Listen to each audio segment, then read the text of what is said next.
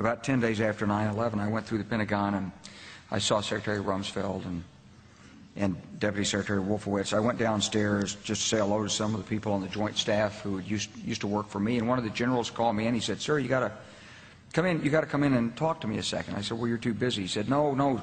He says, "We've made the decision. We're going to war with Iraq." This was on or about the 20th of September. I said, "We're going to war with Iraq. Why?" He said, "I don't know." He said, "I guess they don't know what else to do." So I said, "Well, did they find some information connecting Saddam to Al-Qaeda?" He said, No. He says, "There's nothing new that way. They've just made the decision to go to war with Iraq." He said, "I guess it's like we don't know what to do about terrorists, but we've got a good military and we can take down governments." And he said, "I guess if the only tool you have is a hammer, every problem has to look like a nail." So I came back to see him a few weeks later, and by that time we were bombing in Afghanistan. I said, "Are we still going to war with Iraq?" And he said, "Oh, it's worse than that."